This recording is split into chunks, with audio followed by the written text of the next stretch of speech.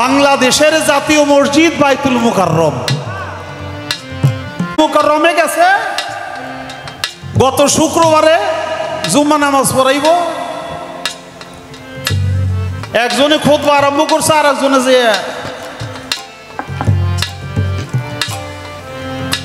খুতবা দিতে চায় তারে কোনো আপ্যায়ন করে নাই, বা তাকে বসতে দেয় নাই, বা তাকে মাইক দেয় নাই। দুইটা দলে ভাগ হয়ে গেল। উনি হলো আগের খতিব,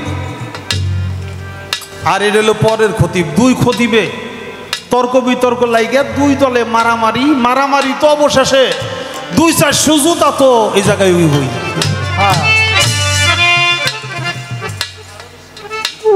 আরো বেশি আলহামদুলিল্লাহ।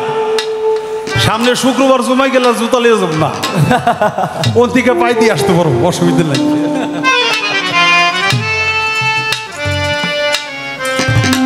একটা কথা কই লতিফ ভাই, লতিফ সরকার, বাংলাদেশে যতগুলি ওলি আল্লাহর মাজার ভাঙছে, এই জুতা তো আমরা যারা কপালে জুতা নিজেরাই মারছে। আমার আল্লাহ তাআলা বলে বুখারী শরীফ 5ম খণ্ড 7ম খণ্ড হাদিসে, যারা আল্লাহ আল্লাহ করতে করতে আমি আল্লাহর জাতের সাথে মিশে যায়, সে ব্যক্তি আর বান্দা থাকে না, সে ব্যক্তি আমার বন্ধু হয়ে যায়। বান্দা মানে গুলাম, ছোট বাজাইবা, বান্দা হইল গুলাম। বেটা এটা কর, বেটা এটা কর, এই এমন হইল কেন? মনিবার গুলামের পরিচয়টা এরকম না? আর যে ব্যক্তি বন্ধু হয়ে যায়, সে ব্যক্তি তার গুলাম নাই। বন্ধু হয়ে গেলে আপনার বাড়িতে পানি এসে পাট তলে যায়, আপনিও কাঁচা দিয়ে নামেন, পাট কাটুন লাগবো। বিয়াই যদি বাড়ি আসে, বন্ধু যদি বাড়ি আসে, আপনি কি কইবেন, বন্ধুরে আমার পাট তলে যায়, চল যাই আমার সাথে একটু পাট কাট? না না, প্রয়োজনে আমার পাট কাটা বন্ধু রেখে তলায় গেছে ধান তলায় গেছে। আমার বন্ধু কিভাবে খুশি থাকবে? বন্ধুকে এখানে আপ্যায়ন করতে হবে, বন্ধুর মর্যাদা আলাদা। বন্ধুরে দিয়ে কাম করাইবো না, কামলা দিয়ে কাম করাইবো নাকি? বান্দা হইলো কামলা, আল্লাহর কাম করুন লাগবো। নামাজ পড়ো, রোজা করো, হজ করো, জাকাত দাও। এই বাচ্চারা, এটা বান্দার কাজ। আর যে ব্যক্তি বন্ধু হয়ে যায়, ওলি হয়ে যায়, বন্ধুর দিয়ে বন্ধু কাজ করায় না, তারে সম্মান দেয়। এই জন্য আল্লাহ তাআলা বলে, ওই বন্ধুর নাম লিখি আগে, আমি আল্লাহর নাম লিখি পরে। এই জন্য দুই নামে মিলে তাকে বলা হয় ওলি আল্লাহ। নাকি বাবা ওলি উল্লাহ? নাকি ওলি লুল্লাহ? কি হয়? ওলি আল্লাহ। ওলির নাম আগে, আল্লাহর নাম পরে। আল্লাহ কয় ও প্রকার ওলির চোখ, ওটা আমি আল্লাহর চোখ যা দিয়ে সে দেখে। ওই প্রকার ওলির মুখ, আল্লাহ বলে আমি আল্লাহর মুখ যা দিয়ে সে বলে। ওই প্রকার ওলির হাত, সে বলে আমি আল্লাহর হাত যা দিয়ে সে ধরে। ওই প্রকার ওলির পাও, আল্লাহ বলে ওটা আমি আল্লাহর পাও যা দিয়ে সে হাঁটে। বাবা ওই টাকাটা লও। ওই প্রকার ওলির সাথে যদি কেউ বিদ্বেষ পোষণ করে, তাহলে তারা যেন আমি আল্লাহর সাথেই জিহাদ ঘোষণা করে। বাজান, যে ব্যক্তি ওলির সাথে, ওলি আল্লাহর সাথে বিরুদ্ধাচরণ করে, সে ব্যক্তি আল্লাহর সাথে জিহাদ ঘোষণা করে। আল্লাহর সাথে যারা জিহাদ ঘোষণা করে, তারা কি বাইসে থাকার অধিকার আছে? বাইসে থাকতে পারে না। তাদের যে কোনো ভাবে ধ্বংস আসবেই। এটা মাপ নাই।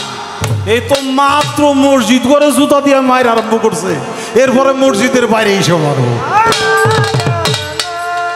এর কারণ কি? এর কারণ হইল তারা ওলি আল্লাহদের মাজারগুলিরে যে অপমান অপদস্থ করছে, অমর্যাদা করছে, যে ভাঙ্গে ফেলছে।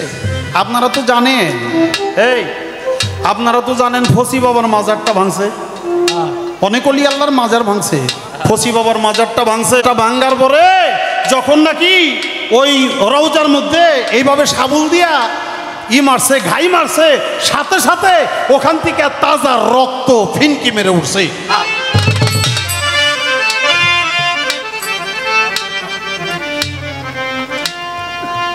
ওলি আল্লাহ তো মরে না, চলে গেছে কতদিন আগে। তার রওজা থেকে রক্ত উঠলো কেমনে?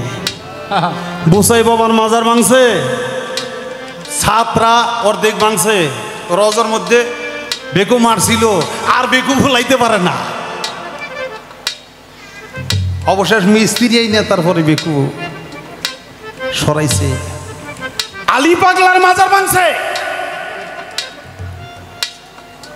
6 জন অ্যাক্সিডেন্ট হয়ে জায়গায় ডেড। বাবা বসো, বাবা বাবা বাবা বসো, বসো বসো। তাই বাবা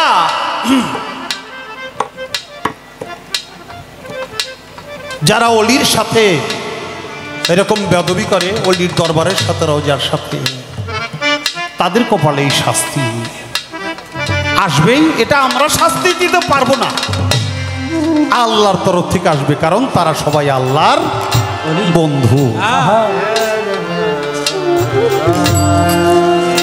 অনুরোধ করে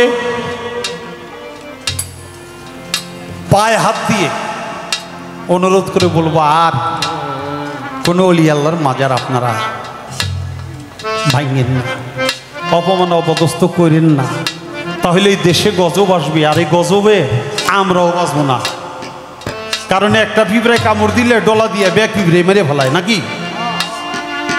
আল্লাহর গজব যদি আসে তাহলে সেই গজব থেকে আমরাও বাঁচতে পারবো না, আপনারাও বাঁচবেন না, আমরাও বাঁচবো না। তাই আল্লাহর ওলিদের বিরুদ্ধাচরণ করবেন না। আজকে এখানে সারা রাত্র গান করে আগামীকাল বিশ্ববিদ্যালয়, ঢাকা বিশ্ববিদ্যালয় কেন্দ্রীয় শহীদ মিনারে বিকাল 4টায় আমাদের একটা সভা আছে। সেটা হলো আমাদের এই দেশীয় সংস্কৃতি রক্ষার্থে এবং অলি আল্লাহদের মাজার রক্ষার্থে। সেখানে পালা গান যারা করি, বাউল গান, ভাব বৈঠকি গান, যাত্রা, থিয়েটার, নাটক, জারি সারি, পল্লী গীতি, ভাওয়াইয়া, ভাটিয়ালি, নজরুল গীতি, রবীন্দ্রসঙ্গীত যারা করবে, যারা করে, তারা প্রত্যেকেই সেখানে, অনেক শিল্পী সেখানে থাকবো, আমরা উপস্থিত থাকবো বিকাল 4টে থেকে। আপনারাও সেখানে যাবেন। সেখানে আমাদের প্রধান অতিথি ফরহাদ মজহার, উনি উপস্থিত থাকবে, উনি বিশিষ্ট গুণীজন, আরও গুণীজনেরা থাকবে, আপনারা সেখানে আমন্ত্রিত। মাজার ভাঙার একটা কথা বলেছিলাম, আগামীকালও আছে অনুষ্ঠান, 27 তারিখও ওই ঢাকা কেন্দ্রীয় শহীদ মিনারে, ওখানেও পীর মাশায়েখরা এরকমই এই মাজার ভাঙার বিরুদ্ধে। তারা কিন্তু শুধু মাজার ভাঙে নাই, তারা কাবাগরের পাথরের মধ্যে আগুন দিয়েছিল। এই লোকেরা মসজিদে নববীর মধ্যে ঘোড়া বাঁধছিল। এই লোকেরা নাসিরউদ্দিন আলবানী লাঠিটা সামনে রাইখা বলছিল, এখানে যে শুয়ে আছে উনি মরা, ওনার যেটা আমার লাঠির পাওয়ার বেশি, বলেন নাউজুবিল্লাহ। এই যে ওহাবির দলেরা, তাদের গুরু হলো নাসিরউদ্দিন আলবানী। তারা এই মাজার অলি হলো ফসি বাবা, এই মাজার না, ওরা রাসূলের রওজা পর্যন্ত হাত দিতে চাইছে, হয়তো সুন্নি মুসলমানের জন্য পারে নাই। কত বড় কথা, রওজার মধ্যে যিনি শোয়া আছে তার চাইতে আমার হাতের লাঠিটার পাওয়ার বেশি। নাউজুবিল্লাহ মিন যালিক। এই ওরাই মাজার ভাঙে। পাল্লা যেইটিও গান একটা গাইলই, ওহাবিরা মাজার ভাঙে কে, বইরা থানায় দেন, এ দিদিরা মাজার ভাঙে কে, ওলি আল্লাহর মাজার ভাঙলে, ওলি আল্লাহর মাজার ভাঙলে, ওলি আল্লাহর মাজার ভাঙলে আইনের হাতে তুল্লা দে, ওহাবিরা মাজার ভাঙে কে, বইরা থানায় দেন, ওহাবিরা মাজার ভাঙে কে, বইরা থানায় দেন, ওহাবিরা মাজার ভাঙে কে। এটা নগদ, এই গান লইছি দাদা ভাইয়ের নাম কি? কুরবান আলী ভাই। টিপুসা বাবার অনুরাগী ভক্ত, তিনি এই গান শুনে 200 টাকা পুরস্কার। এই গান অনেকে গাইতে চায় না, ডরায়, ঘরতে বাইরে না দেন না। আপনারা টেলিভিশন ক্যামেরা খুঁজা দেখেন, কিছু কিছু আমারই লোক আছে, এরা ঘরতে বাইরে না, ওরা কবরও গেল ডরাই ভাই হাই রে, ওরা নিয়ে আয়া পড়ে। আরে নবীর রওজা ভাঙ্গে, অলিয়া উলিয়ার মাজার ভাঙ্গে, এই জীবন দিয়া করমুড়াই। মাজার আছে কার, রওজা আছে কার? দিনের নবীর রওজায় আছে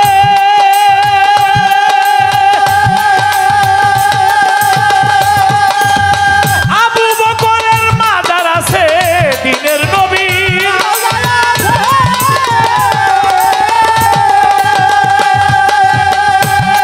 হাই হাই আবু বকরের মাজার আছে, উসমান গনির মাজার আছে, ওমর ফারুকের মাজার আছে, উসমান গনির মাজার আছে, মাওলাই আলীর মাজার আছে, হানিফি সাহেবের মাজার আছে, আব্দুলিরও মাজার আছে, শাফিরও মাজার আছে, বড় পীরের মাজার আছে, খাজা বাবার মাজার আছে। জীবনী বইরা দেখে ওলি আল্লাহর মাজার ভাঙে কে, অব হাত পাও ভাঙ্গা থানায় দে, ওলিয়া উলিয়া মাজার ভাঙে কইরা থামাই দে, ওহাবিরা মাজার ভাঙে মাজার নাইকার, মাজার নাইকার, শয়তানে শয়তানের মাজার নাই রে।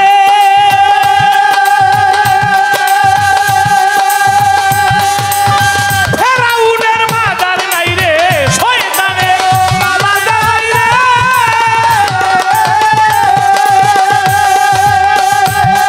ওরে ফেরাউনের মাজার নাই রে, নমরুদের মাজার নাই রে, নমরুদের মাজার নাই রে, আবু জেহেলের মাজার নাই রে, আবু জাহেলের মাজার নাই রে, নমরুদের মাজার নাই রে, ফেরাউনের মাজার নাই রে, আবু জেহেলের মাজার নাই রে, ইয়াজিদের মাজার নাই রে। হিস্টোরি বইরা দেখে ওলিয়া উলিয়ার মাজার ভাঙে কে, হাত পাও ভাঙ্গা দে। ওহাবিরা মাজার ভাঙে কইরা থামাই দে, ওহাবিরা মাজার ভাঙে আমার ওসমান গনির মাজার আছে, বরিয়া বৈরির মাজার আছে, ওসমান গনির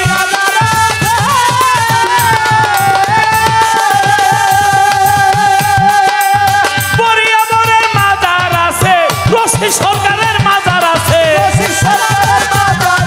আমার বইন বাবার মাজার আছে, শফি বাবার মাজার আছে, বাবাজান কেবলার মাজার আছে, আহমদুল্লাহর মাজার আছে, লেকটা বাবার মাজার আছে, শাহানি বাবার মাজার আছে, বনিশা বাবার মাজার আছে, রাহাত আলী শাহর মাজার আছে, মুসাই বাবার মাজার আছে, অলিয়া উলিয়ার মাজার আছে। জীবনী বইরা দেখে এ দিদিরা মাজার ভাঙে কে, কইরা থামাই দে, ওলিয়া মাজার ভাঙে কইরা থামাই দে, ওহাবিরা মাজার ভাঙে কইরা থামাই দে, ওলিয়া মাজার ভাঙে কে? আচ্ছা, কারো নাম এজিদ আছে, না ইয়াজিদ কারো নাম রাখে, না না হাসান হোসেন নাম তো লক্ষ লক্ষ আছে। কে? আজকের বেলা নবত এবং বেলেত বাংলাদেশের শ্রেষ্ঠতম গায়ক জনাব আবুল সরকার সাহেব মানিকগঞ্জ, তাকে দিয়েছেন বেলায়েতের ভাব, আমাকে দিয়েছেন নবতের ভূমিকায়। আসলে যেই পালা আমার নবীজির গুণগান যতটুকু মালিক যোগায় চেষ্টা করব বলার জন্য।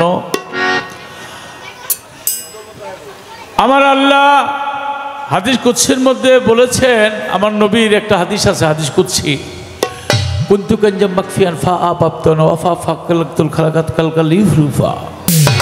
আল্লাহ বলেন, আমি গুপ্ত রত্ন স্বরূপে ছিলাম মুহাদ্দাতের বাগানে, বিকাশ হবার ইচ্ছা হলো তাই সৃষ্টির সূচনা করি সর্বপ্রথম নূর তাজাল্লাহ নূর মোহাম্মদকে। আমার নবী সৃষ্টি হয়ে জপতে লাগলেন লা ইলাহা ইল্লাল্লাহ, লা ইলাহা ইল্লাল্লাহ, লা ইলাহা ইল্লাল্লাহ, লা ইলাহা ইল্লাল্লাহ, লা ইলাহা ইল্লাল্লাহ। জপে নাই কোনো মাবুদ একমাত্র আল্লাহ ব্যতীত। আমি যদি ডাকি আবুল ভাই আবুল ভাই, সে আমার ডাকে সাড়া দিয়া বলবে লতিফ ভাই আমি এই তো এখানে। আমার নবী জপে লা ইলাহা ইল্লাল্লাহ, নাই কোনো মাবুদ আল্লাহ ব্যতীত। আমার আল্লাহ বলে দোস্ত আমাকে ডাকতেছেন, আমিও বললাম মুহাম্মদ রাসূলুল্লাহ মুহাম্মদ রাসূলুল্লাহ মুহাম্মদ রাসূলুল্লাহ মুহাম্মদ রাসূলুল্লাহ। ও দোস্ত আমারও কোনো বন্ধু নেই একমাত্র মুহাম্মদ ব্যতীত। ঈসা নবী, মুসা নবী, দাউদ নবী, পৃথিবীর যত নবী ওলি পয়গম্বর সবাই আল্লাহর বন্ধু বলে ডেকেছে।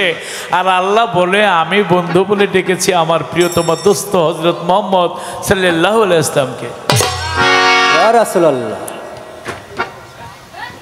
তাহলে যখন আল্লাহ লা ইলাহা ইল্লাল্লাহ জপে, কিভাবে জপে? আল্লাহর কুদরতি চরণে এইভাবে সাজদা দিয়া জপে। তো এইভাবে যখন সাজদা দিয়া জপেছিল সহকারে, তখন আল্লাহর কুদরতি নজর পড়েছিল আমার নবীর পৃষ্ঠ মোবারকে। নবীর কুদরতি নজর সাগরের মধ্যে ঢেউ, বাতাস হইলে যেমন ঢেউ ওঠে, ঢেউ থেকে ফেনার সৃষ্টি হয়, তেমনি আমার নবীর নুরানি বদনে যখন আল্লাহ কুদরতির নজরে চাইলেন, আল্লাহর নবীর পৃষ্ঠ দেশের নুরানি বদনে ঢেউ খেলতেছিল। যখন ঢেউ খেলতেছিল ওখান থেকে সৃষ্টি হইল মোহরে নবুয়ত। সবাই একবার ভক্তি সহকারে চুম্বন করেন। তাহলে আমি আমার পালাটা শুরু থেকে এইটুক গাইলাম যে আমার নবী সৃষ্টি হয়ে জপে লা ইলাহা ইল্লাল্লাহ। আল্লাহ বলে মুহাম্মাদুর রাসূলুল্লাহ, আল্লাহর কুদরতি নজরে নবীর পৃষ্ঠ দেশে যাহা সৃষ্টি হইল তাহাই হইল মোহরে নবুয়ত। আমি জানতে চাই সরকার সাহেব, বেলায়েতরা সৃষ্টি হইল কিভাবে? যেমন উনি পররাষ্ট্রমন্ত্রী, প্রেসিডেন্টের একটা সিল আছে, উনি স্বরাষ্ট্রমন্ত্রী, প্রেসিডেন্টের একটা সিল আছে, তেমনি প্রত্যেকটা এই মন্ত্রণালয়ের একটা সিল আছে। তেমনি আল্লাহর যে নবী, ঈসা নবী, মুসা নবী, দাউদ নবী, যেমন দাউদ নবীর ছিল, দাউদ নবী লোহা লক্করের মধ্যে হাত দিলেই আগুন লাগতো না, লোহা গলে যেত। মুসা নবীর নবুয়ত ছিল লাঠির মধ্যে। ঈসা নবীর, মুসা নবীর এক একজনের এক এক জায়গার মধ্যে নবুয়ত দিয়েছিল। আর স্বয়ং আল্লাহ নবুয়ত দিয়েছে আমার রাসূলের পৃষ্ঠদেশে। তাহলে বেলায়েতরা কখন কিভাবে আমার আল্লাহ দান করে, এইটা আমার প্রথম প্রশ্ন।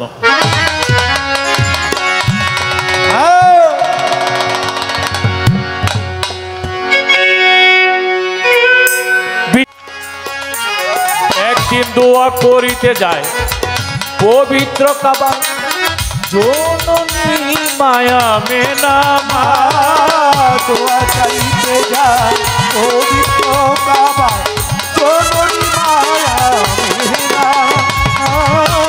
মা মেনা স্বপ্নে দেখে তার নাকের ফুল পড়ে গেছে।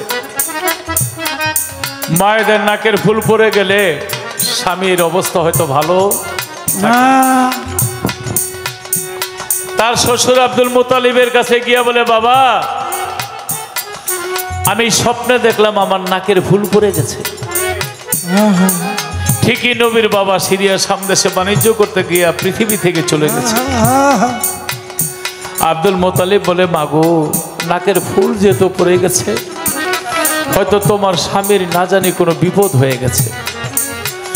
আর মক্কার লোকেরা বিপদ হইলে কাবা ঘরের সামনে গিয়া মানত করত। মা আমেনা চিৎকার দিয়া কাবা ঘরের কাছে চলে গেছে, গিয়া বলে, হে আল্লাহর কাবা,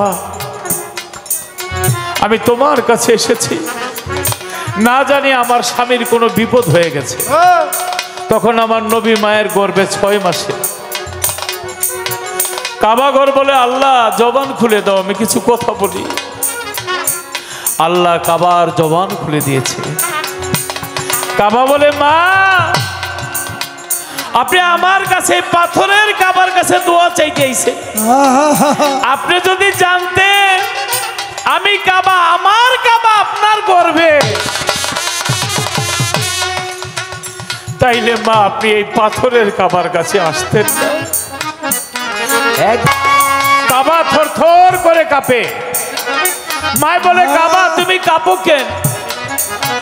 কাবার জবান খুলে গেছে, মা গো আমি কাঁপি, আমি কাবা যারে এক নজর দেখার জন্য যুগ যুগ অপেক্ষায় ছিলাম, সেই কাবা আপনার গর্ভে যদি আপনি জানতেন আমি এই পাথরের কাবায় আসতাম।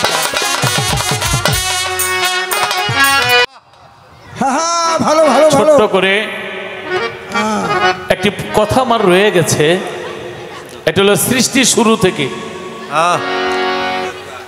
এবার আরেকটি কথা থাকবে, বারো ধরো রাষ্ট্র ক্ষমতায় তিনি মিম্বারের মধ্যে বৈশাখ খুতবা দিতেছে, কিন্তু বেদুইন এক সাহাবা আয়েশা ওমর ফারুকের বলে নামেন আমি ওয়াজ করব। বাইতুল মুকাররমে এক হুজুর ওয়াজ করতে খুতবা দিতেছিল, এর মধ্যে আরেকজন ঢুকে গেছে। ঢুইকা নামাজ তো জুমার নামাজ পড়তে তো পারেই নাই, মাশাআল্লাহ দিলে কয়েক হাজার লাখ জুতা দেখলাম মসজিদের আপনারা দেখছেন না? আল্লাহর কাছে বলার কিছু নেই, একটাই আছে, আল্লাহ তাদের হেদায়েত করুন। কিন্তু এর চাইতে কঠিন বিষয় কি, ওমর ফারুক যার কথার আগে চলে চরবারি, এর একজন গিয়া কয় আপনি একটু নামে না আমি ওয়াজ করব, আমি খুতবা দিব। আবার সে প্রেসিডেন্ট তৎকালীন। ওমর ফারুকের যখন এইভাবে বলছে, অনেকেই তো তরবারি নিয়ে রেডি কয়, কেউ কিছু বলবো না, যে আমি ওমর ফারুক একে তো প্রেসিডেন্ট, আবার দিতেছি খুতবা, আমারে নামাই কি ওয়াজ করব, একটু শুই না দেখি। ওমর ফারুক নিচে নামছে, উনি বসছে, বৈশা তিনটা বিষয়ে ওয়াজ করছে। একটা হইলো হক সম্পর্কে, একটা হইলো ফিতনা সম্পর্কে, আর একটা হইলো সাক্ষী সম্পর্কে। তিনটা ওয়াজ করার পরে উনি নেমে গেছে যে আমার ওয়াজ শেষ। ওমর ফারুক নামাজ বসে রাখছে, নামাজ পড়াইছে, নামাজের শেষে বললে তিনটা আমারে নামাইয়া তিনটা কি ওয়াজ করলা, সঠিক ব্যাখ্যা দিবা, তা না হইলে কল্লা ফেলাই দেব। সময় দিছে 21 দিন, 3 7 21, 5 দিনের দিন ওর কল্লা ফেলাই দিব। এইভাবে 21 দিন চলে গেছে, আর বাকি কয়দিন? একদিন। শুনতে পাইল মাওলা আলী যে আগামীকাল একটা লোক যে ওয়াজ করছিল, এই ওয়াজের ভুল ব্যাখ্যার কারণে তারে ফাঁসি দিব অথবা তার কল্লা ফেলাই দিব। তখন মাওলা আলী, একটু বসো বাবা, মাওলা আলী ওমর ফারুকরে ডাইকা কয় শোনেন, বলে কি কয় আপনি ভুল করছেন, যে ওয়াজ করছে উনি ঠিকই ওয়াজ করছে। কয় কিভাবে? মাওলা আলী যখন ব্যাখ্যা দিল তখন ওমর ফারুক বুঝতে পারলেন যে ওনার ওয়াজই ঠিক, মাওলা আলীর সিদ্ধান্ত ভুল। মাফ করবেন, ওমর ফারুকের সিদ্ধান্ত ভুল। আমি জানতে চাই বেলায়েত গেবেন, আমার এই জীবনের প্রথম আমার প্রশ্নটা করলাম যে মাওলা আলী ওই বেলায় কি ওয়াজের ব্যাখ্যা কি ছিল, যেই ব্যাখ্যা মাওলা আলী সঠিকভাবে দেওয়ার পরে ওমর ফারুক চোখের পানি ছাইরা মাওলা আলীরে বললেন আপনি না থাকলে আমি ধ্বংস হয়ে যেতাম। আশা করি জবাবটা দিবে। এটা ঈদে মিলাদুন্নবীর মাস, কিন্তু আমরা মিলাদুন্নবী পালন করলাম এই মাসে। আমার নবী করিম সাল্লাল্লাহু আলাইহি ওয়াসাল্লাম পৃথিবীতে এসেছে, ওরা মিলাদুন্নবী পালন না করে সিরাতুন্নবী পালন করে। চাঁদা রাইখা দাও, শোনো নবীর গান চলতেছে, যার মন চায় নিয়ে খাবে। আচ্ছা একটা কথা, নবী যদি দুনিয়াতে নাই তো তাহলে সিরাতুন্নবী কিভাবে হইতো? হইতো না। সিরাতুন্নবী মানে ওফাত। ওরা নবীর মৃত্যুটারে পছন্দ করে, জন্মটারে পছন্দ করে। তারা নবী নূরের নবী এইটা পছন্দ করেন না, মাটির নবী কইলে খুব খুশি। মানে এমন এমন কাজগুলি যেখানে নবীর দুর্বল মনে করে সেখানেই গিয়ে আমার নবীর ছোট করার চেষ্টা। এই যে জি। আমার নবী যখন মায়ের গর্ভে ছিল, আহারে সারা ঘর সুগন্ধে ভরে যেত। সুবহানাল্লাহ। পাড়া প্রতিবেশীরা কয়ে, আব্দুল মুতালিব আপনারা একটু কথা বললেন না, দয়া করে আপনাদের কাছে একটু ক্ষমা চাই, চা দিলে কথা বললেন না। হে আব্দুল মুতালিব, আপনার ছেলে মারা গেছে, আপনার পুত্রবধূ এত সুগন্ধি লাগানোর দরকার নাকি? যার স্বামী নাই, আসলেই তো যার স্বামী নেই এত সুগন্ধির দরকার নাকি? আব্দুল মুতালিব বলে, মা তুমি কি সুগন্ধি লাগাইছো? কয় না বাবা, লাগাই নেই। কয় তাহলে আমিও তো তোমার থেকে ঘ্রাণ পাইতেছি। বলে, বাবা কিসের ঘ্রাণ জানেন? কয় কিসের? একটু থুতু মাটির মধ্যে ফেললেন, দেখে থুতু থেকে খুশবু বেরিয়েছে। বলে, মা এটা কিসের ঘ্রাণ? কয় যে আমার পেটে যে আছে ওর ঘ্রাণ। যেদিন থেকে আমার পেটে আইছে সেদিন থেকে আমার ঘর খুশবুতে ভরে যায়। সুবহানাল্লাহ। এর কয় মাটির নবীর থুতুর এত ঘ্রাণ হইতে পারে? না না না। মা আমেনা যখন ওই পানি আনতে যাইতো, কূপের ভিতর থেকে পানিটা উছলে উপরে ভরত। মা আমেনা পানি আনতো, আর পাড়া প্রতিবেশী বলতো, আমেনা তুমি যাইও না। বলে, কেন? কয় তুমি আসলে পানিটা উপরে পাই, তুমি চলে গেলে পানিটা নিচে চলে যায়। এটা কার কারণে? আমার নবীর কারণে। সে আমার নবী যখন পৃথিবীতে এসেছে, আয় হায় রে, মূর্তি ভেঙে গেছে, মরা দুব্বা তাজা হয়ে গেছে, শুকনা পুকুরে পানি চলে আসছে আমার নবীর রহমতে। সেই ঈদে মিলাদুন নবীর মাস সেইটা। আমরা ঈদে মিলাদুন নবী ইঞ্জিনিয়ার্স ইনস্টিটিউটে গিয়েছিলাম, হাজার হাজার লক্ষ লক্ষ লোক হয়েছে। আমার রাসূলের একটি শান এই ঈদে মিলাদুন নবীর, অর্থাৎ তিনি যে এসেছে, আমার ওস্তাদ জনাব আবুল সরকার সাহেব ফতুল্লার তার একটি চমৎকার গান, এটা ইন্ডিয়া সমগ্র বিশ্বে এই গানটা বর্তমানে ভাইরাল। সেই গানটি গিয়ে বসে, আকাশের তারাগুলি ঝিলিমিলি ঝিলিমিলি জ্বলছে, ডালে ডালে ফুলগুলি সৌরভে দুলছে, রাসূল এসেছে, হাবিব এসেছে, রাসূল এসেছে, আল্লাহর হাবিব এসেছে।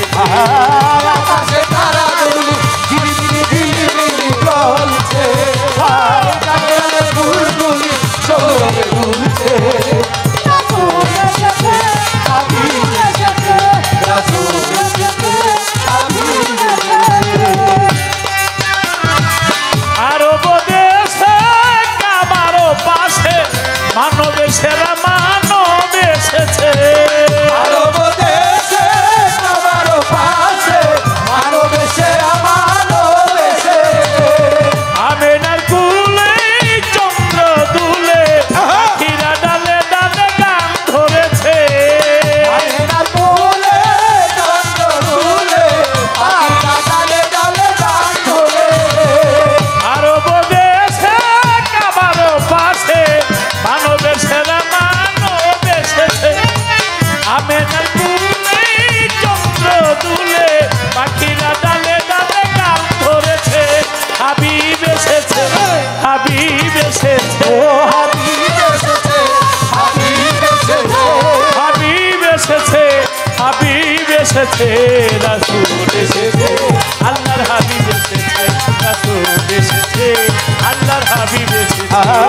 আকাশে তারাগুলি ঝিলিমিলি ঝিলিমিলি জ্বলছে, ডালে ডালে ফুলগুলি সৌরভে দুলছে, রাসূল এসেছে, হাবিব এসেছে, রাসূল এসেছে, হাবিব এসেছে। ধন্য ধন্য হইয়াছে, ধন্য আমার নবীকে যে ভালোবেসেছে, ধন্য ধন্য হয়েছে আমার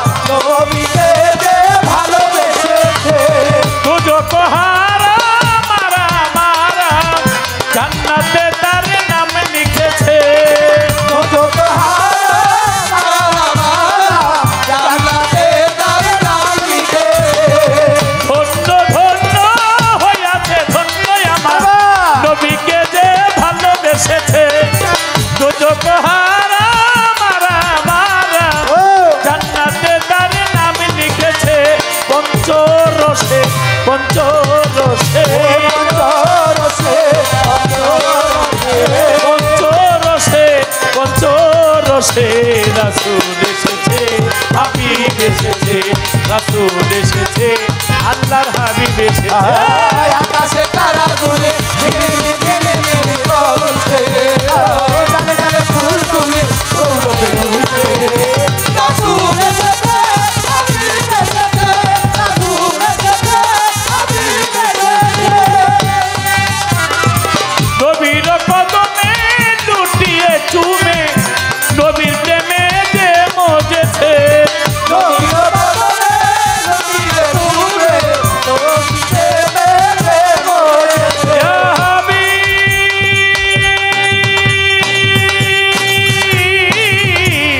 ইয়া হাবিব।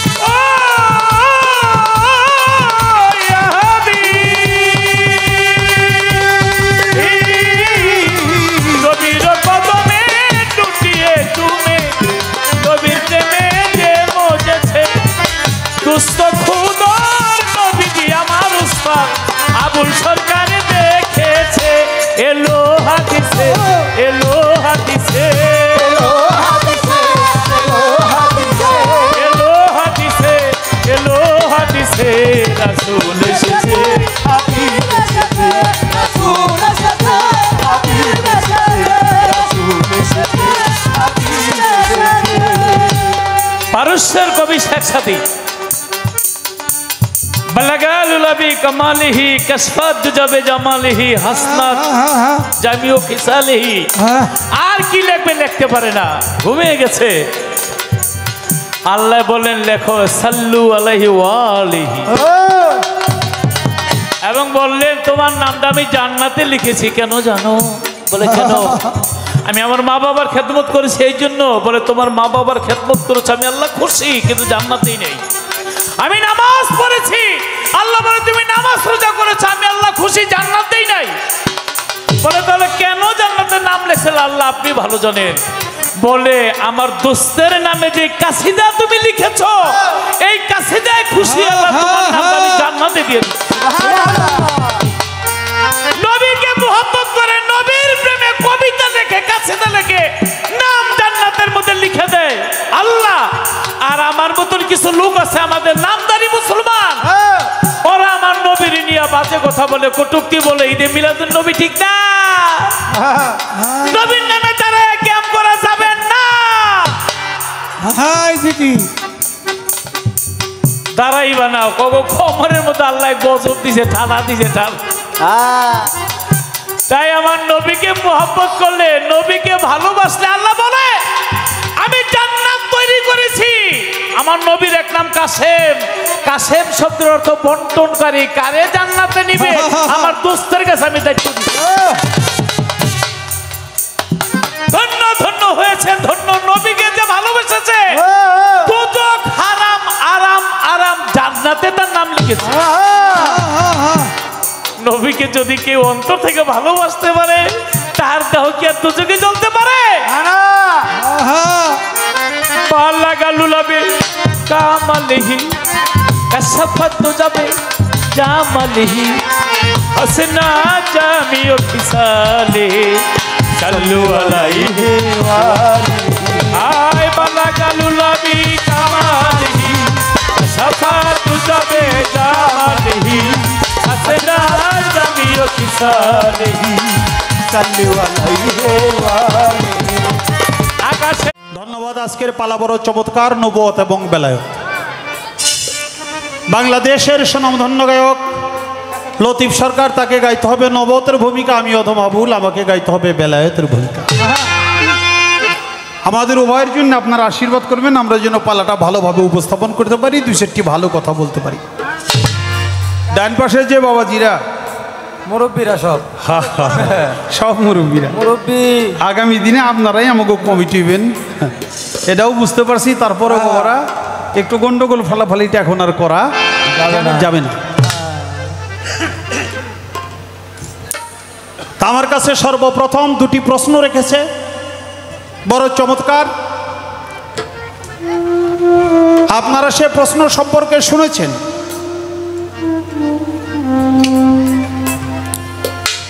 আল্লাহ তাআলা সর্বপ্রথম সৃষ্টি করলা ওয়ালু মা খালাকুল্লাহ মিন নূর। সেই মুহাম্মাদি নূর নূর তাজাল্লা যখন সৃষ্টি হলো, সেই নূর জপতে লাগলো লা ইলাহা ইল্লাল্লাহ লা ইলাহা ইল্লাল্লাহ লা ইলাহা ইল্লাল্লাহ লা ইলাহা ইল্লাল্লাহ। আমার আল্লাহ তাআলাও তার ডাকে সারা দিয়ে বলল মুহাম্মাদুর রাসূলুল্লাহ রাসূলুল্লাহ। সকলে বলি সাল্লাল্লাহু আলাইহি ওয়াসাল্লাম। আমাদের জন্য এটা কলেমা হয়ে গেল।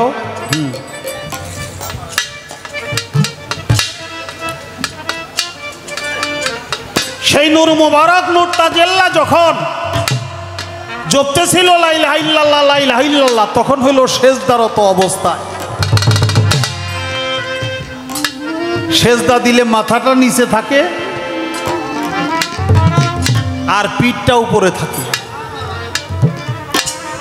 আজকে যদি কেউ টিপুসা বাবারে ভক্তি করতে যায়, সেজদায়ে তাজিমি করতে যায়, তাহলে ভক্ত যখন সেজদা দিবে তার কদম মুবারক, তখন টিপুসা বাবার এই নজরটা থাকবে ভক্তের পৃষ্ঠদেশে। সঙ্গত কারণে সেই নূরের দরিয়ায় যে ঢেউ উঠেছিল, সেই ঢেউ ফেনা জমে যখন একাত্র হলো, আমার মহান আল্লাহ তাআলার দৃষ্টিগোচরে সেখানে জমাট বেঁধে যে জিনিসটার তৈরি হলো, সেটার নাম হলো মোহরে নবুয়ত।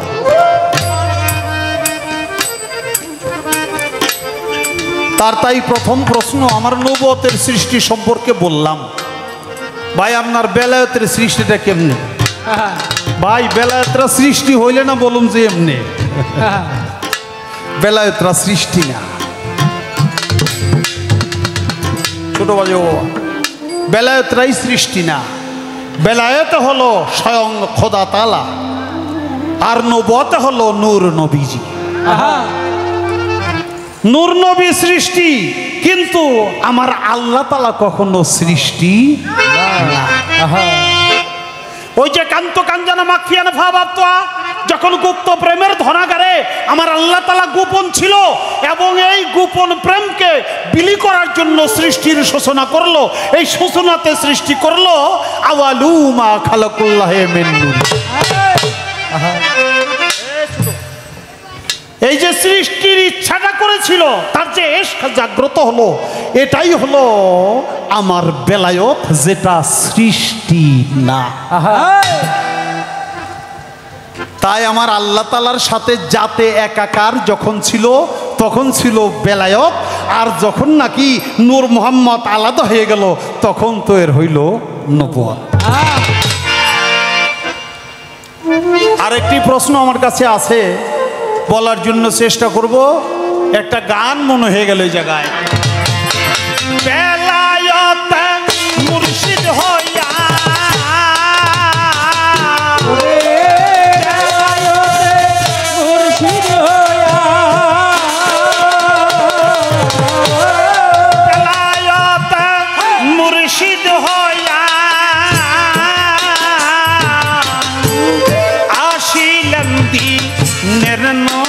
ভাই রে আসিলেন দিনের নবী, মুর্শিদকে না পাইলে কি আর রাসূল পাবি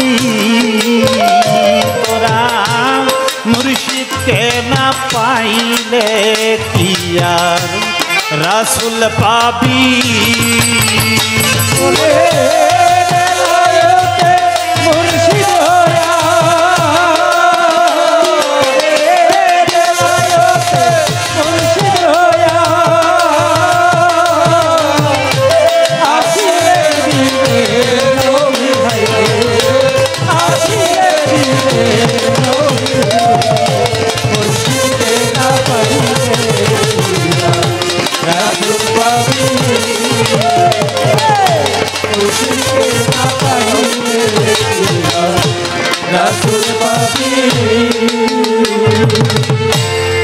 রাসূল জন্ম নিল মক্কা খুঁজলে কেহ পায় না দেখা কি দেখতে যাবি তোরা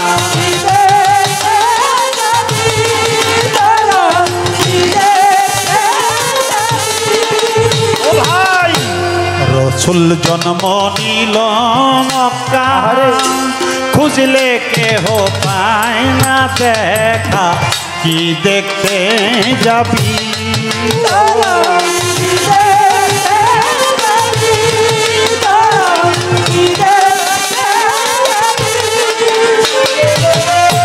মদিনায় তার রওজায় আছে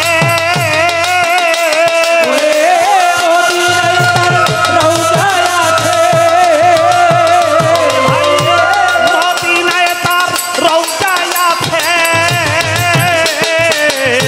খুঁজলেই কি দেখা পাবি তোরা খুঁজলেই কি দেখা পাবি মুর্শিদকে না পাইলে কি আর রাসূল পাবি তোরা টিপু সারে না পাইলে কি আর রাসূল পাবি ওরে বেলায়েতে মুর্শিদ হইয়া বেলায়েতে মুর্শিদ হইয়া আসিলে দিনে নবী আসিলে দিনে নবী মুর্শিদকে না পাইলে রাসূল পাবি মুর্শিদকে না পাইলে রাসূল পাবি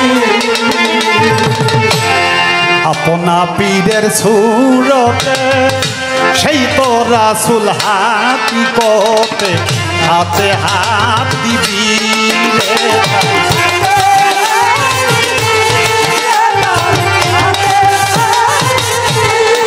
ওরে ভাই আপনা পীরের সুরতে সেই তো রাসূল হাতি কোতে হাতে হাত দিবি রে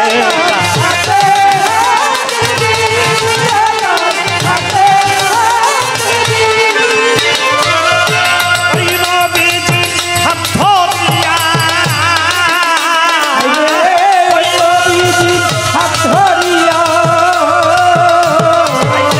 ওই নবীজি হাত ধরিয়া তোরা ফেরাত পার হইয়া যাবি তোরা ফেরাত পার হইয়া যাবি মুর্শিদকে না পাইলে কি আর রাসূল পাবি পাগল টিপু সারে না পাইলে কি ভক্ত রাসূল পাবি ওরে বেলায়েতে মুর্শিদ হইয়া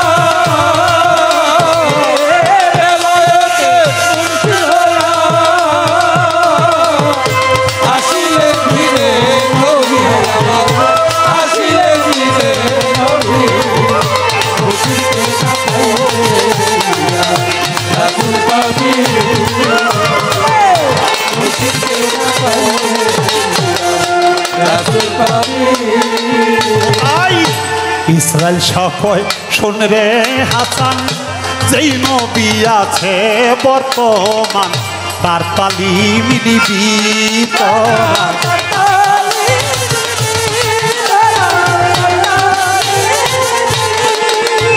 আই ইসরায়েল সকয় শোন রে হাসান যেই নবী আছে বর্তমান তার তালিম দিবি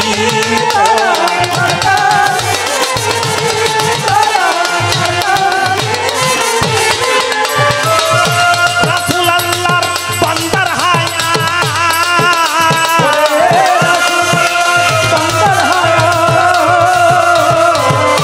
রাসূল আল্লাহর বান্দার হায়া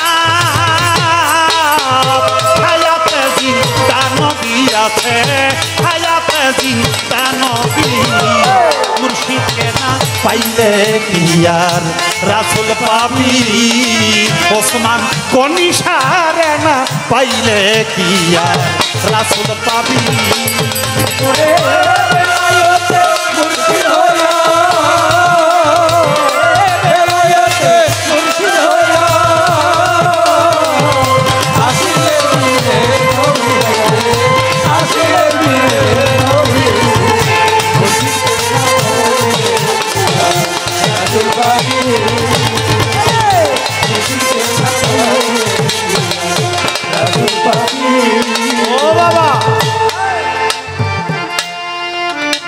নবী করিম সাল্লাল্লাহু আলাইহি সাল্লামের চারজন প্রধান খলিফা।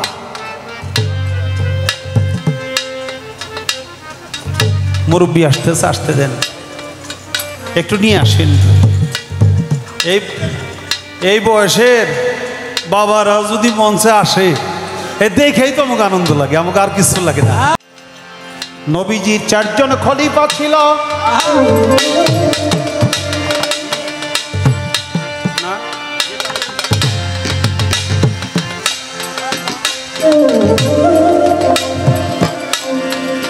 চারজন প্রধান খলিফা, চারজন সাহাবা, যারে কয় হযরত আবু বকর, হযরত ওমর, হযরত ওসমান গনি, হযরত আলী হয়। হযরত ওমর যখন ছিল খলিফা, ছিল বাদশাহ, একদিন জুমার নামাজে যায়, খুতবা দিতে ছিল, বলিতেছি সবাই দেখ খুতবা মিম্বরে চলে। এ সময় কি ইহুদি এসে কয়, এ হযরত ওমর আপনি একটু নিচে আসেন, নিচে নামেন, ওয়াজটা আমি করি। তো সেই হযরত ওমরকে বলে, আপনি নামেন, আমি ওয়াজ করব। হায় হায় রে, যে এত বড় খলিফা, যার কথার আগে তলোয়ার চলে, যে তখন মুসলিম জাহানের বাদশাহ, তারে কয় আপনি নামেন, আমি ওয়াজ করব। সে ওয়াজ করছে, মানে তিনটা কথা বলছে। সেই তিনটা কথা হলো সাক্ষী, হক আর ফিতনা। হযরত ওমর, সে ওমর কাজী, ওয়াজ করতেছিল, নামাজ পড়তে হবে, রোজা রাখতে হবে, হজ করতে হবে, যাকাত দিতে হবে। এই বিষয়ে যখন ওয়াজ করে, উনি যায় বলে আমি একটু ওয়াজ করব, আমার একটু ফ্লোর দেন, আপনি নামেন। বলছে সাক্ষী, হক আর ফিতনা থেকে যে ব্যক্তি নিজেকে রক্ষা করতে পারে, স্রষ্টার আশীর্বাদ কেবল সেই ব্যক্তি অর্জন করতে পারে। আর কিছু লাগে না। এই তিনটা বিষয়ে যে ব্যক্তি সচেতন, সেই ব্যক্তি পরম বন্ধুর কাছে সে বন্ধু হয়ে যায়, আশীর্বাদ পিষ্ট হয়ে যায়। নাইমে গেছে, ব্যাখ্যা দিতে হবে, সময় দিলাম 3 সপ্তাহ 21। ব্যাখ্যা যদি দিতে না পারো, তাহলে এই যে তলোয়ার দিয়ে মুন্ড ছেদন করবে, শিরচ্ছেদ করবে। এবার আসলো শিরচ্ছেদের সময়, দিন। হযরত আলী সংবাদ পেয়ে যে উপস্থিত হযরত ওমরকে এই তিনটা বিষয়ের ব্যাখ্যা বুঝাইয়া দিল। বুঝাইয়া দেওয়ার পরে হযরত ওমর সে চোখের পানি ছেড়ে দিয়ে বলছিল, আলী, আজকে তুমি যদি আমাকে তিনটা বিষয় সম্পর্কে আমাকে জ্ঞান না দিতে, তাহলে আমিও ধ্বংস হয়ে যেতাম, কারণ আমিও ইহুদিকে জবাই করি। বাবা, সেই তিনটা বিষয় হলো, আপনি যদি একটা সত্য সাক্ষী দেন, একটা সাক্ষীতে একটা মানুষের জীবন বাঁচে, আর একটা সাক্ষীতে আর একটা মানুষ মরে। একটা সাক্ষীতে একটা সংসারের চূড়া লাগে, আর একটা সাক্ষীতে একটা সংসারের ফাটল ধরে। এটা একটা ইবাদত, বুঝে আপনি সাক্ষী দিবেন। আপনি ইবাদত বন্দেগী করলেন, নামাজ রোজা করলেন, কিন্তু আপনার সাক্ষী মিথ্যা দিলেন। একটা মিথ্যা সাক্ষী দেওয়ার কারণে যদি কারো প্রাণ নাশ হয়, তাহলে ওই দায়িত্ব আপনার ঘরে আসবে, আপনার কোনো ইবাদতে কাজ হবে।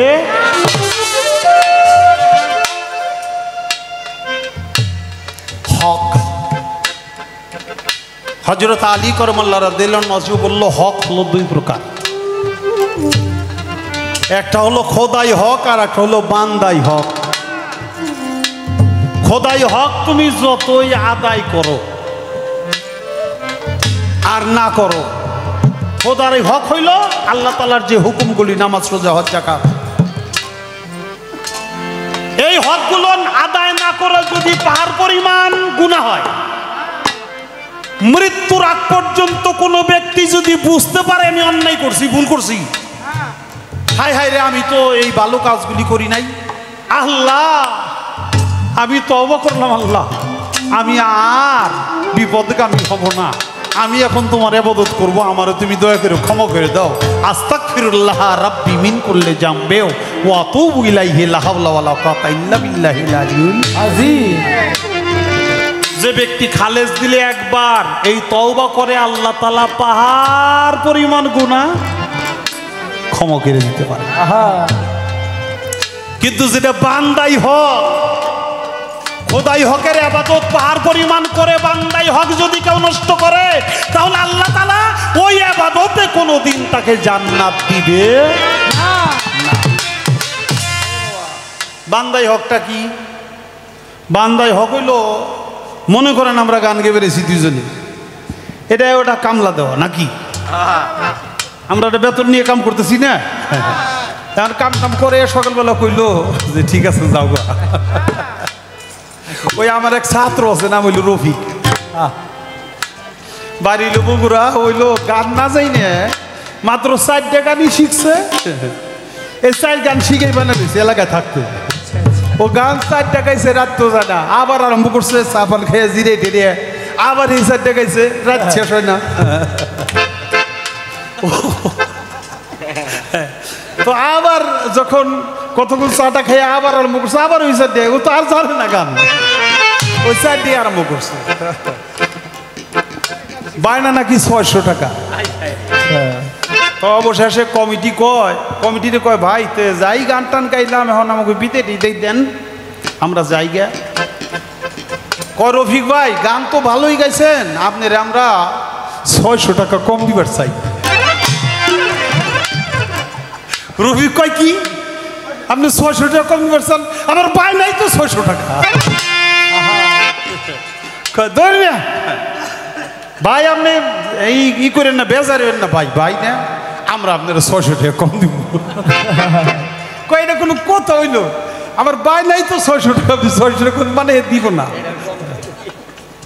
মানে গান শুনে খুশি হলে আর কি, এই জন্য হে দিব না। এখন তার 600 টাকা মানে 600 টাকাই কম দিব। মনে করেন আমরা দুইজনে গান গে বেড়াইছি, এখন যদি আমাকে ওইরকম ওই 600 টাকাই কম দেয়, তাহলে আমাকে গান টান গাওয়াইয়া বিদায় করলো, আমাকে টাকা পয়সা কিছু দিল না। এই যে এটা হক নষ্ট করা, কারণ আপনি আমারে খাটাইছেন, আমার হক আপনি নষ্ট করছেন। কাউরে দিয়া কামলা খাটাইয়া, কাউরে দিয়া চাকরি করাইয়া মাস শেষে বেতন দিলেন না, গার ধাক্কা দিয়ে খেদাই দিলেন, এরকম অনেক কাজ। এটা হলো বান্দাই হক। এই বান্দাই হক যে ব্যক্তি নষ্ট করে, তার পরিমাণে ইবাদত করলেও আল্লাহ তাআলা ক্ষমা করবে না, যতক্ষণ পর্যন্ত ওই বান্দা তারে ক্ষমা না করবে। তাই এখানে বান্দাই হকের গুরুত্বের কথা বলা হয়েছে। অবশেষে ফিতনা ফ্যাসাদ, এই যে ফিতনা ফ্যাসাদ, একদল কয় নবী তো মরেই গেছে, নাউজুবিল্লাহ মিন জালিক, নবী তো মরেই গেছে, হের আবার সালাম দিন লাগবো, আবার সালাম দিবা তো দিবা, এরপরে খারাই যাওন লাগবো, এটা বেদাত, এগুলা করা যাবে না।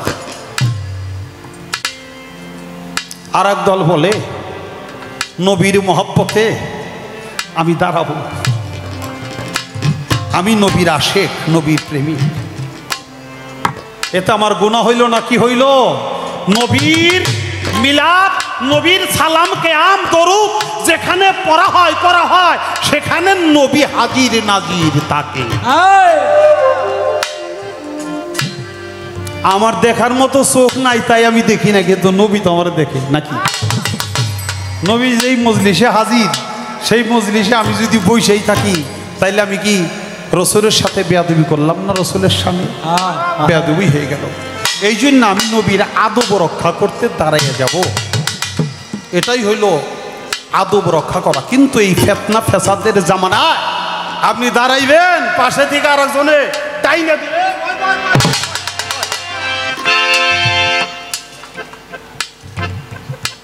আহারে গাদার দলেরা কয় নবী মরে গেছে। আচ্ছা, যে ব্যক্তিকে কবরস্থ করে দাফন করে মুসলমান মরে গেলে তারে কার উপরে সোপর্দ করে আসেন আপনারা?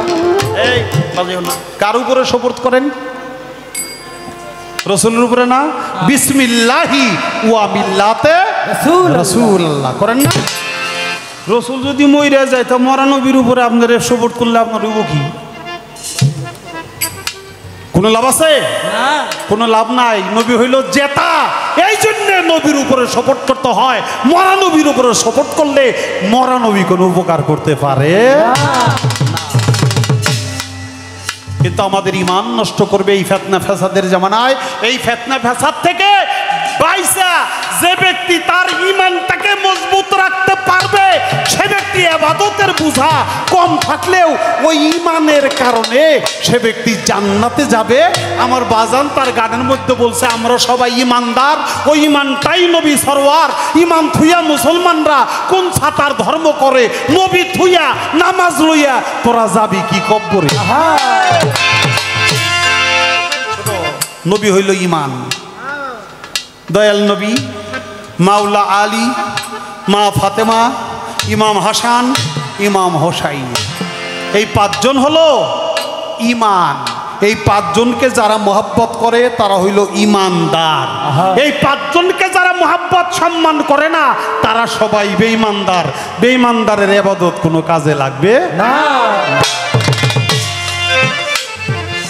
যখন এই ব্যাখ্যা দিল মাওলা আলী, হজরত আলী, তখন হজরত ওমর বলল, হজরত আলী সত্যিকারে এই মারফত, এই বেলায়েতের গুপ্তধন, তোমার গুপ্ত এলেম তোমার বুকের মধ্যে জমা, তা না হলে আমি আজকে জাহান্নামী কাজ করে ফেলছিলাম, আমি ইহুদিকে জবাই করে ফেলতাম।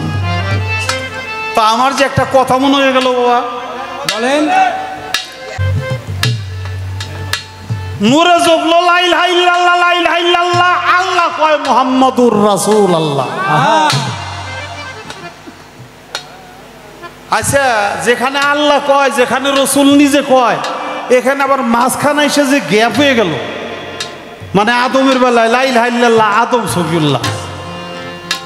আপনারা তো জানেন আদম গুনাহ খাতা মাপ পাইছে কি বইরা? আল্লাহ তোমার নামের সাথে যে নাম, তোমার নামের সাথে যে নাম, ওই নামের উসিলে আমার তুমি মাফ করে দাও। 350 বছর কান্নাকাটি করে মাফ পায় নাই, অবশেষ বলছে মোহাম্মদ নামের উসিলে মাফ করে দাও। আল্লাহ তাআলা গুনাহ মাফ করে দিছে, কইছে এই নামের দোয়াই যদি আগে দিতে আমি আর আগেই তোমারে ক্ষমা করে। আচ্ছা, তাহলে আদম আলাইহিস সালাম জানে হযরত মুহাম্মদ সাল্লাল্লাহু আলাইহি সাল্লাম কে?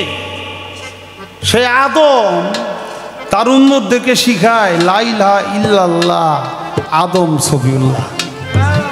সে কেন মুহাম্মদুর রাসূলুল্লাহ শিখায় না? ইব্রাহিম খলিল কেন শিখায় না লা ইলাহা ইল্লাল্লাহ মুহাম্মদুর রাসূলুল্লাহ? সে কেন কয় লা ইলাহা ইল্লাল্লাহ ইব্রাহিম খলিলুল্লাহ? মুসা নবী কেন কয় লা ইলাহা ইল্লাল্লাহ মুসা কালিমুল্লাহ? ঈসা নবী কেন কয় লা ইলাহা ইল্লাল্লাহ ঈসা রুহুল্লাহ? অর্থাৎ প্রত্যেক নবীর নামের যে কলেমা, তারা প্রত্যেক নবী জানতো যেই নবীকে সৃষ্টি না করলে আমি নবীও সৃষ্টি হইতাম না। সেই নবীরা কোন আইনে নিজের নামে কলেমাটা পাঠ করে?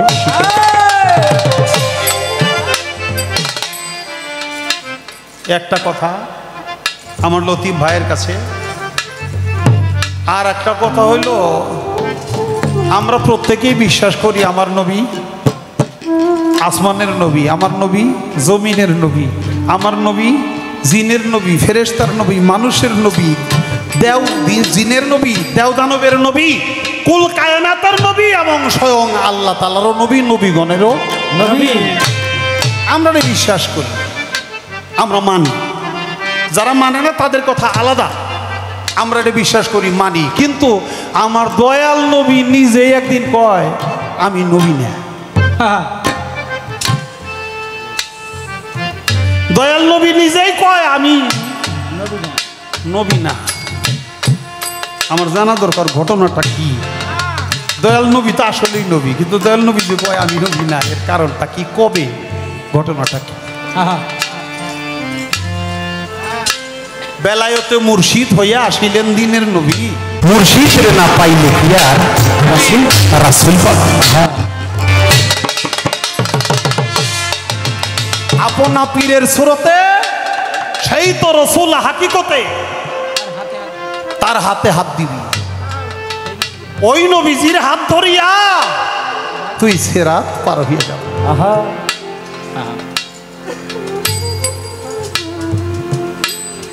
বাবা সুরে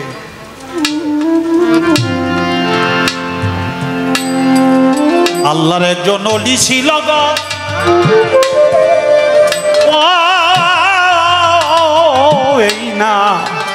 এই না দুনিয়া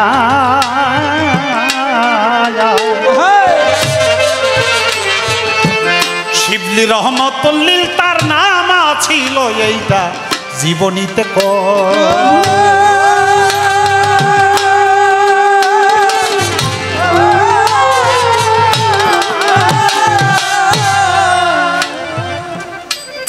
শিবলি রহমতুল্লিল আলাই। তার ভক্ত ছিল কাশেম, 4500 ছিল আলেম ফাজেল। তার কাছে গেছে মুরিদ হইয়া, একদিন জিজ্ঞাসা করে ভক্তরা আমার কথার জবাব দাও না দিয়া। ও ভক্তরা, আমার কাছে মুরিদ হইয়া তোমরা আল্লাহ দেখছো নিকে? বলিতে নি পারো, দেখে থাকলে সেই কথাটা তোমরা এখন ব্যক্ত করো।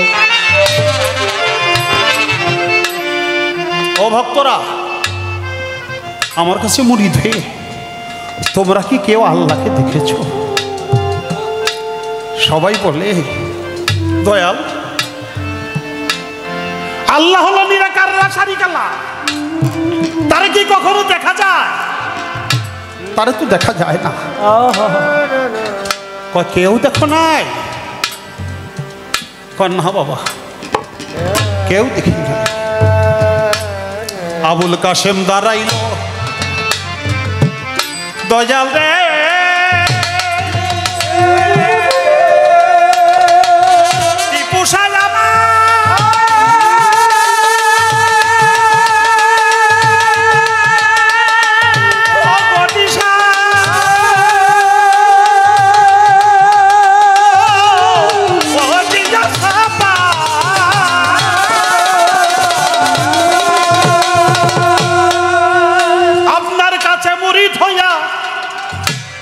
দেখেছি খোদারে। শিবলি রহমতুল্লিল আলাই বলে, তুমি বলো সত্য করে। এ কাশেম কি বলছো?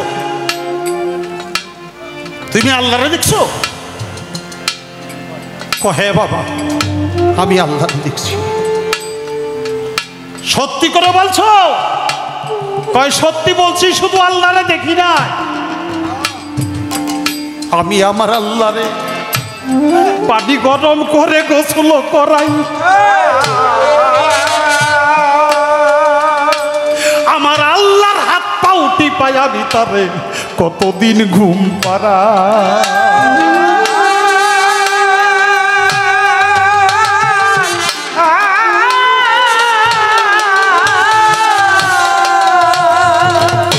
আমার দয়াল, আমি আল্লাহরে শুধু দেখছি না, আমি আমার আল্লাহরে গরম পানি করে গোসল করাই, আমি আমার আল্লাহরে নিজ হাতে খাওয়াইয়া দেই, আমি আমার আল্লাহর হাত পা টিপা দিই।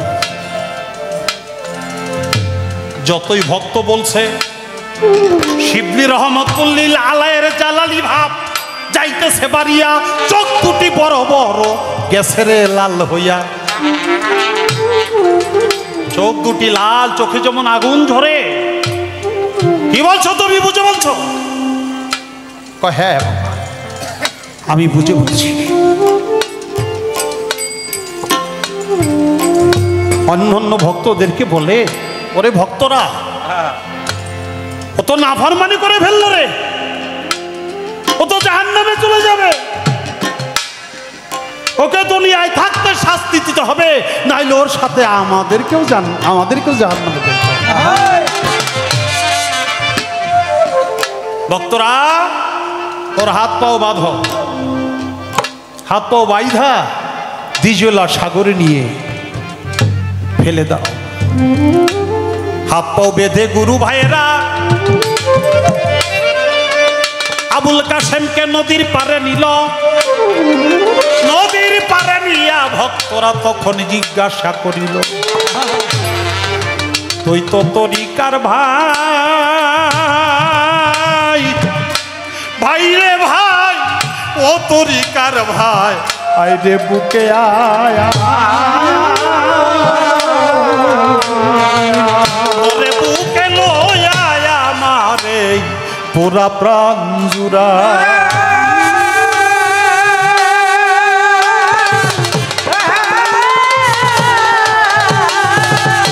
ও তরিকার ভাইয়েরা, তোদের কাছে আমার কোনো চাওয়া পাওয়া নাই।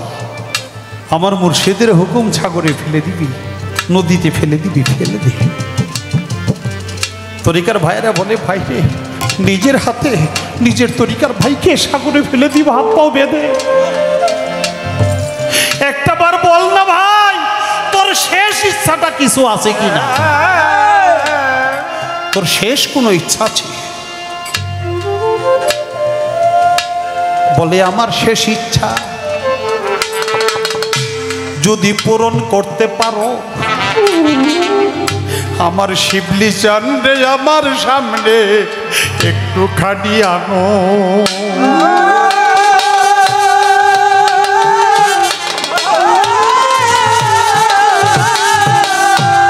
ও তরিকার ভাইয়েরা, আমার এই বিদায় লগ্নে তোমরা যদি আমার শেষ ইচ্ছা পূরণ করতে চাও, তাহলে আমার টিপু সাবাবারে, আমার গণিসা বাবারে, আমার জিয়াসা বাবারে একবার সামনে এনে দাঁড় করো, বিদায় বেলা একটা বার তাকে দেখি। ও ভাইয়েরা, কয় এটা তো সম্ভব না, বাবা তো আসবে না। কথা হলে তোমাদের কাছে একটা অনুরোধ রেখে যায়। যে কি সে অনুরোধ হলো, আমি আমার মুর্শিদ কেবলার হাত পাও টিপাইয়া তাকে ঘুম পাড়াইতাম, তাকে পাখা দিয়ে বাতাস করতাম, তাকে গরম পানি করে গোসল করাইতাম। আমি চলে গেলে আমার মুর্শিদের, আমার বাবার না জানি কত কষ্ট হবে। আমার টিপু সারে তোমরা এইভাবে সেবা কইরো, আমার অভাবটা যেন আমার মুর্শিদ কখনো না। আমার আর কোনো কথা নাই। হাত পা বেঁধে যখন তাকে নদীতে ফেলে দিল, আমার আল্লাহ তাআলা ডাক দিয়ে বলে, ওরে নদী, তোর স্রোত থেমে যাক। থেমে গেছে। আর হাত পা বাঁধা কিন্তু শুলার মতো ভাসতেছে, ডুবে না। প্রেমের মরা ডুবে না। আমার আল্লাহ বলে, ওরে জিব্রাইল, তুমি যাও চলিয়া, প্রথমে তার সামনে হাত রাখো, তার মায়ের রূপ ধরিয়া। মায়ের রূপ ধরে হাতটা বাড়াইয়া দাও। মায়ের রূপ ধরে যে কয়, বাবা আমি তোর 10 মাস 10 দিন পেটে ধরে মানুষ করছি, হাই হাই রে কত কষ্ট করছি, আজকে তোর এই কষ্ট আমার সহ্য হয় না, আমি হাত বাড়াই দিছি, আমার হাতটা ধরে তুই একটু উপরে আয়। আরে কাশেম বলে, মা আমি তোমার গর্বে ঠাই নিয়েছি, তোমার দুগ্ধ খেয়ে আমি মানুষ হয়েছি, কত ঋণী আমি হয়ে গেছি মা, কিছুই করতে পারলাম না। নতুন করে আমি আর কোনো ঋণী হইতে চাই না। আমি যে হাতের উপরে আমার জীবন যৌবন সমর্পণ করে দিছি, আমি ওই হাতটা পাইলে কেবল উঠবো, এছাড়া আমি আর উঠে উঠবো না। জিব্রাইল চলে গেল, আসলো বাবার রূপ ধরিয়া। বাবার রূপ ধরে হাতখানা তার দিছে রে বাড়াইয়া। ও বাবা, এই যে আমার হাতটা ধরে উঠ। কয়, না বাবা, যেই হাতের উপরে হাত দিছি ওই হাত ছাড়া আমি উঠবো না। আমার আল্লাহ কয়, দয়াল নবী রে, উম্মতের কান্ডারি দেখো চাইয়া, তোমার ভক্ত একজন তলাইয়া যায়, পানিতে ডুবিয়া।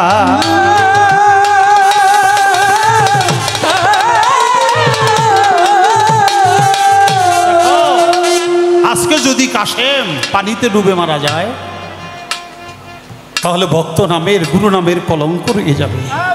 তুমি যাও সেখানে মদিনাতুল মনোয়ারা থেকে আমার দয়াল নবী এসে হাত বাড়াই দিছে, কাশেম তুমি আসো বাবা, আমার হাত ধরে ওঠো। বলে আপনি কে গো? আমি যে পরপারের কান্ডারি নিদান দিনের বন্ধু, আমি আখেরি জামানার নবী, আমি তোমার পরপারের কান্ডারি, তুমি আমার হাত ধরে ওঠো। কাশেম বলে তুমি নবী হইলে হইতে পারো, আমার তাতে ক্ষতি নাই, তোমার হাতের উপর আমার হাতরা কভু নামি ছাই। তোমার হাতের উপর তো আমি হাত রাখি নাই, আমার এই জীবন যৌবন যেই হাতের উপরে হাত রেখে আমি আমার জীবন যৌবন অর্পণ করেছি, ওই হাতটা ছাড়া আমি উঠব না। তুমি যদি দয়াল নবী হও তাহলে আমি যেই হাতের উপরে হাত রেখে পায়া খেয়েছিলাম ওই হাতটা আমার কাছে পাঠাইয়া দাও।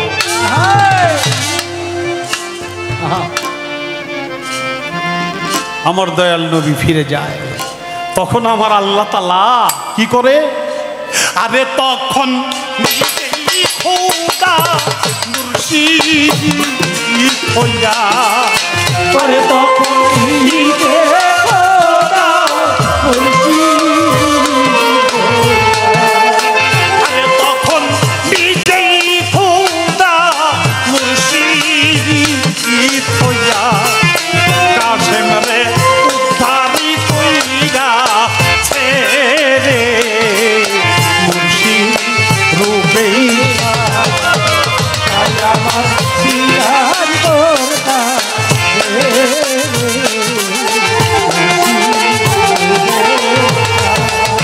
ওরে কত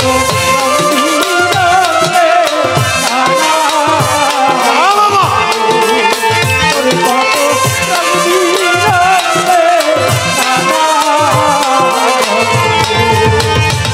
আমার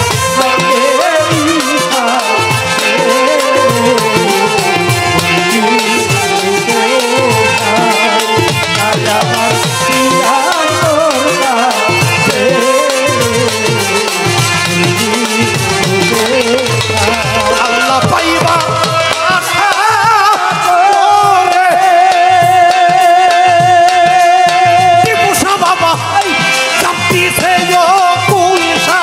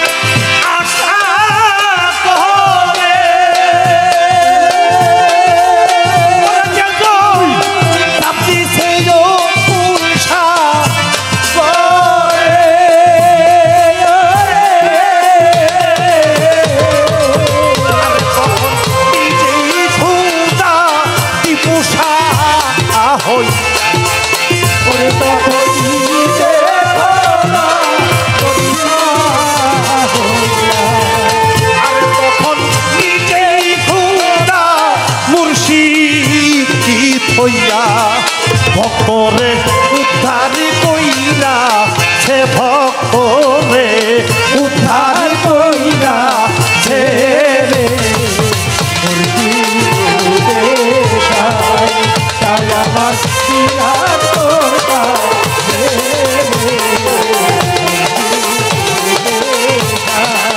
ওরে কত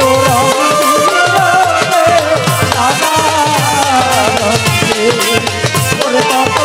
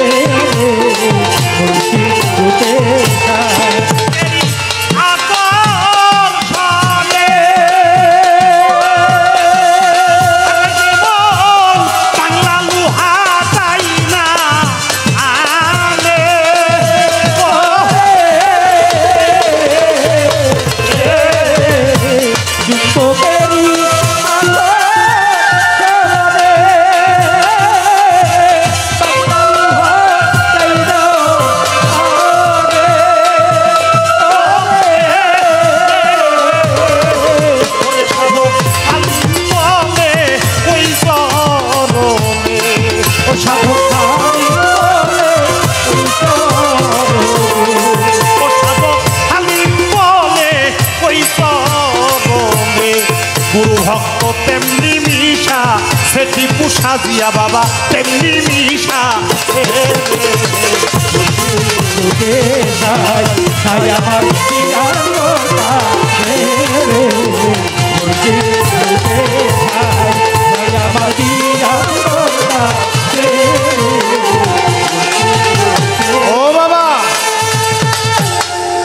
কি আবুল কাশেম বলছে আমি যে হাতের উপরে হাত রাখছি, পারলে তুমি যদি দয়াল নবী হও, দয়ালি হও, তাহলে দয়া করে সেই হাতটা আমার কাছে পাঠিয়ে দাও।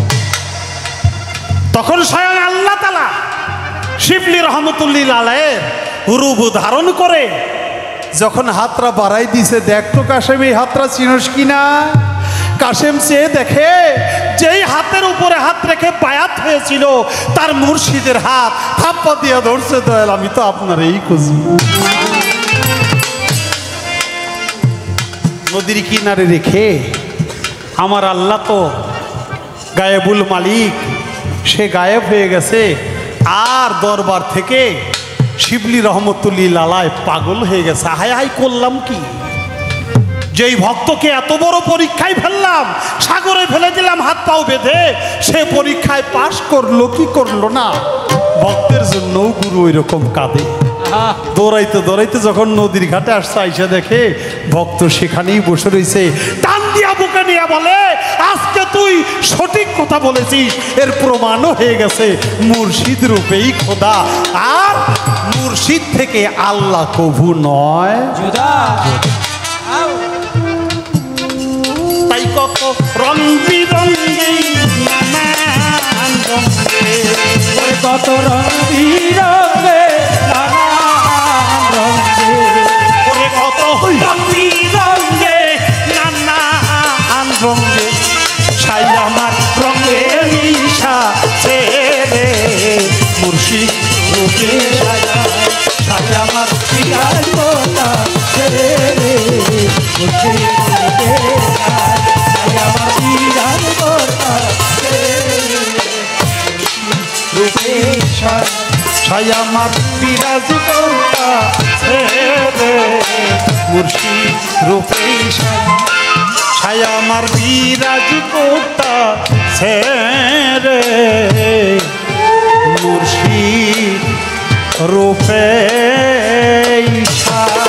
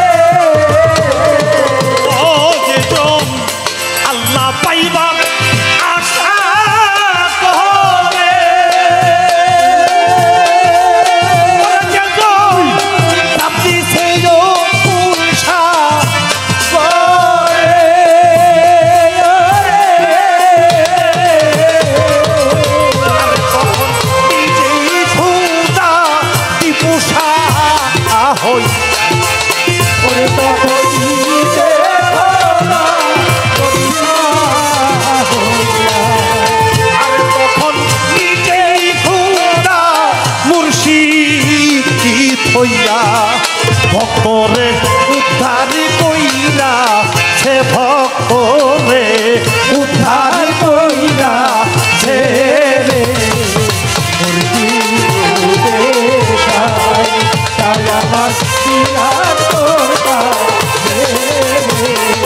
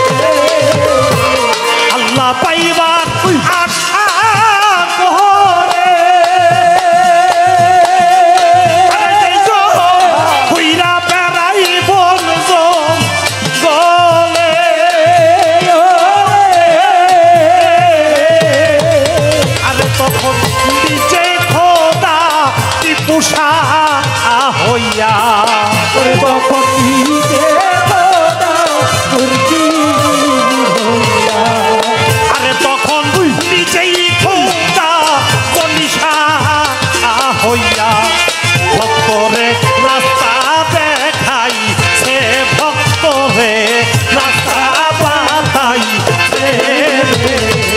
মুরগি রূপে তাই আমার পিয়ার কথা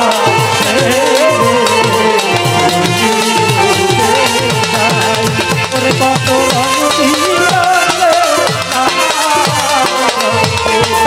ওরে কত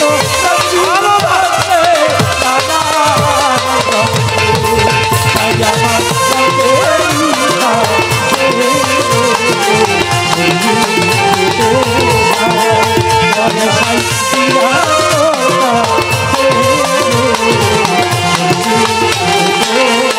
চুম্বুকেরই আকর্ষণে ওরে বাবা বাংলা লোহা তাই না আনে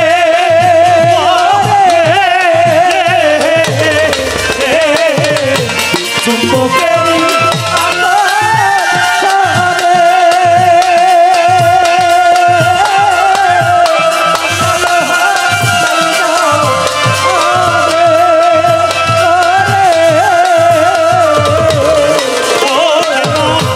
চুম্বুকেরও আকর্ষণে আরে বাবা বাংলা লোহা তাই না আনে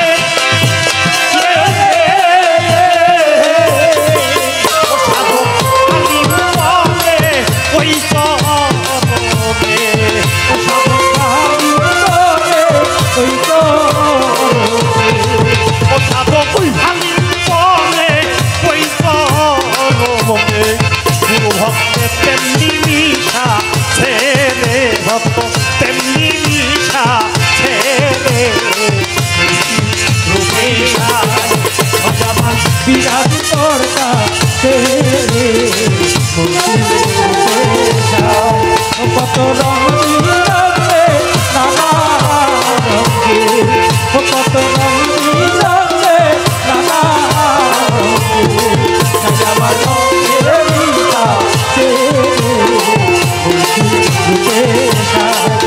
আমার বিরাট করতা তেরে করতা তেরে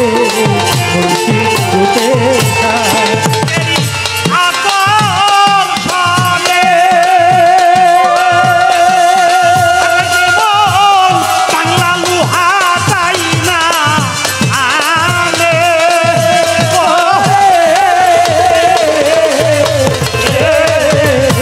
যুক্তকেরি